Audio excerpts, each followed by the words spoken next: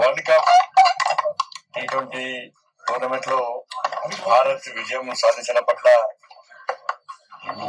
దేశవ్యాప్తంగా 140 కోట్ల మంది భారతీయులు సంతోషాన్ని వ్యక్తం చేస్తున్నారు. నిన్న దేశవ్యాప్తంగా ఒక కర్ఫ్యూ వాతావరణం, తప్పకుండా భారత్ గెలవాలని చెప్పి అనేక మంది పూజలు చేశారు, అనేక మంది ఆశీస్సులు ఎదురు చూశారు, భారత్ గెలవాలని కోరుకున్నారు. క్రికెట్ అభిమానులు కాకున్నప్పుడు కూడా ఈ దేశం మీద భక్తి భావన చాలా మంది సామాన్య ప్రజలు కూడా నిన్న వీక్షించే ప్రయత్నం చేశారు. కానీ ఇవాళ ప్రతి భారతీయుడు నేను గెలిచాను కానీ ఫీల్ అవుతా ఉన్నారు. మరి కష్టపడి ఈ కప్పు సాధించినటువంటి భారత్ టీం కు భారతీయులందరి తరఫున హృదయపూర్వక శుభాకాంక్షలు. మా ప్రియతమ నేత దేశ ప్రధాని నరేంద్ర మోడీ గారు వెంటనే స్పందించి శుభాకాంక్షలు తెలపడం జరిగింది. కాబట్టి రాబోయే రోజుల్లో కూడా గతంలో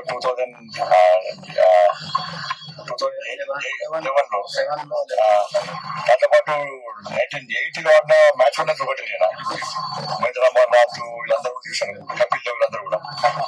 కాబట్టి అవన్నీ కూడా ప్రతి భారతీయులు నెంబర్ తీసుకుంటున్నారు.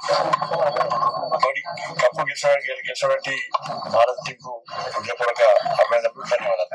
ఇవాళ అధికార పార్టీ కూడా ఇలా వాస్తవ విషయంలో అధికార పార్టీ ఎంత దుర్మార్గానికి దిగజారుతుందంటే ఇలా కేవలము కాంగ్రెస్ పార్టీ శాసనసభ్యులకు మాత్రమే నిధులు ఇస్తున్నారు. కాంగ్రెస్ పార్టీ శాసనసభ్యులకు మాత్రమే. భారతీయ జనతా పార్టీ శాసనసభ్యులకు నియోజకవర్గ అభివృద్ధి కోసం నిధులు ఇస్తలేదు. ఇదే వ్యవహార శైలి మాలపడి ఉంటాయి. కేంద్రం కూడా అదే విధంగా భారతీయ జనతా పార్టీ పాలిత రాష్ట్రాలకి నిధులు ఇస్తామంటే కాంగ్రెస్ పార్టీ ఏం సమాధానం చెప్తుంది?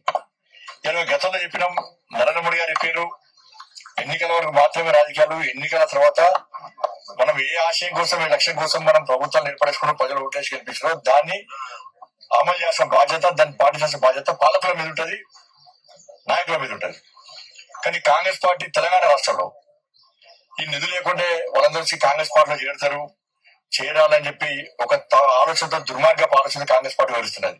నేను మళ్ళీ హెచ్చరిస్తున్నా, మీరు అదే విధంగా వివరిస్తే, మేము కూడా అదే విధంగా వివరిస్తే తెలంగాణ రాష్ట్రానికి నష్టం జరుగుతుంది, తెలంగాణ రాష్ట్ర ప్రజలకు అన్యాయం జరుగుతుంది, తెలంగాణ అభివృద్ధి కుంటుపడుతుంది. మేము తెలంగాణ రాష్ట్ర అభివృద్ధి కట్టుబడి ఉన్నాం. మేము ఇలా అనేక మంది మంత్రులు వచ్చి ఢిల్లీకి వచ్చి కేంద్ర మంత్రులు కలిసినప్పుడు పాజిటివ్ గా స్పందిస్తున్నారు, తప్పకుండా సహకరిస్తామంటున్నారు, సహకరిస్తున్నాం కూడా. కానీ దాన్ని మా పిరిగితనంగానో ఎవరు చేతగానో భావిస్తే దానికి ఇబ్బందులు మీకే వస్తాయి, ముఖ్యమంత్రి ఇబ్బందులు మీకే వస్తాయి. కాబట్టి నేను మళ్ళీ రిక్వెస్ట్ చేస్తున్నాం, మీరు మీ శాసనసభ, మీ పార్టీకి సంబంధించిన శాసనసభ్యులకు ఏ విధంగా నిలుస్తుందో ఇతర పార్టీ, భారతీయ జనతా పార్టీకి సంబంధించిన శాసనసభ్యులు కూడా మీరు నిధులు ఇస్తారా, ఇయ్యరా? క్లారిటీగా పడి ఇవి అంటే దానికి ఏ విధంగా ఆలోచించాలో మేము ఆలోచిస్తాం. మరి ఈ వ్యవహార శైలి కరెక్ట్ కాదు. గతంలో బీఆర్ఎస్ పార్టీ ఈ విధంగా వేసింది, తెలంగాణ రాష్ట్రం అప్పుల పాలైంది, ఏం జరిగిందో మీకు తెలుసు. కానీ ఒక్కొక్క మంత్రి పోయి ఢిల్లీ పోయి శాల కప్పి వినతి పత్రాలు ఇచ్చి మేము నిధులు తీసుకుంటాం, ఏం కాదు అనుకుంటే ఇది మంచి పద్ధతి కాదు. నేను సూచన ఇస్తున్నా, నేను హెచ్చరిస్తలేను, నేను సూచన ఇస్తున్నా. ఈ వ్యవహార శైలి దయచేసి మీరు మానుకోండి. అందరు ప్రజాప్రతినిధులు ఒకే రకంగా చూడండి. అధికారులకు వచ్చింది అయిపోయింది, కానీ ఈ నిధులు లేకుండా అవమాన గురి ఏం చేయాలా? కానీ బీఆర్ఎస్ పార్టీ అదే చేసింది, ఏమైంది చేయాలా? నియోజకవర్గాలు ఎక్కడ అభివృద్ధి చెందలే. బీఆర్ఎస్ పార్టీ శాసనసభ్యులే అప్పుడు రాష్ట్ర ముఖ్యమంత్రికి, అప్పట్లో ముఖ్యమంత్రికి తిరగబడే పరిస్థితి వచ్చింది. ఇప్పుడు అదే పరిస్థితి వస్తుంది. కానీ మా శాసనసభ్యులు అనేక సందర్భాల్లో రిక్వెస్ట్ చేశారు, నేను పట్టించుకున్నట్టు పాపన పోలే. ఇప్పటికైనా చెప్తున్నా, గౌరవ రాష్ట్ర మంత్రి వర్గం చెప్తున్నా, గౌరవ రాష్ట్ర ముఖ్యమంత్రి గారికి చెప్తున్నా, మీరు మా శాసనసభ్యుల విషయంలో కానీ, ఇతర పార్టీ శాసనసభ్యుల విషయంలో కానీ మీరు మంచి ఆలోచనతో ఉండండి. అది అందరికీ మంచిది. వాళ్ళు కూడా 10 ఓట్లతోనే గెలిచారు. ఎంత మూర్ఖత్వం అంటే, గెలిచిన శాసనసభ సభ్యులు పక్క పెట్టి అక్కడ ఓడిపోయిన పోటీ చేసే అభ్యర్థికి పైసలు ఇస్తామంటే ఇది ప్రజాస్వామ్యం. మేము కూడా అదే చేయమంటారా? మమ్మల్ని అదే చేయమంటారా? మమ్మల్ని అదే చేయమంటే మీరు అదే విధంగా అదే పందం కొనసాగిద్దామంటే కొంచెం కొనసాగి రండి. దానికి మీరు కేంద్ర ప్రభుత్వం తీసుకునే అవకాశం ఉంటుందా మీ ఎమ్మెల్యేలకు? మరి మాకు అటువంటి చెడు ఆలోచన లేదు. అటువంటి దుర్మార్గం ఆలోచన లేదు. మాకు రావాల్సిన తెలంగాణ రాష్ట్రం అభివృద్ధి చెందాలి, తెలంగాణ రాష్ట్ర ప్రజలకు న్యాయం జరగాలి. గతంలో సహకరించే ప్రయత్నం చేసి కూడా అప్పటి బీఆర్ఎస్ పార్టీ ప్రభుత్వం మూర్ఖంగా వచ్చి తెలంగాణకు అన్యాయం జరిగింది. ఇప్పుడు అనేక మంది మంత్రులు వస్తున్నారు, ముఖ్యమంత్రి గారు వస్తున్నారు, ఏ విధంగా స్పందిస్తారో తెలుసు. కలిసిమెలిసి పోతున్నాం.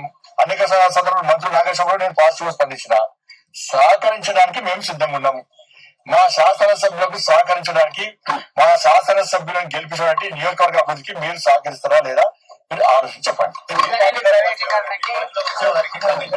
రాజీనామా చేసినవన్నీ కదా పార్టీలో సిస్టమ్ అని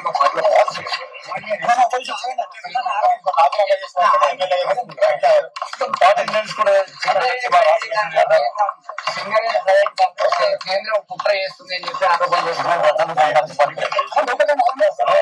51% వాటా ఉన్న రాష్ట్ర ప్రభుత్వానికి కాదని, 51% వాటా ఉన్న రాష్ట్ర ప్రభుత్వానికి కాదని 49% వాటా ఉన్న కేంద్రము ప్రైవేటీకరణ చేసేటువంటి అవకాశం ఉండాలి.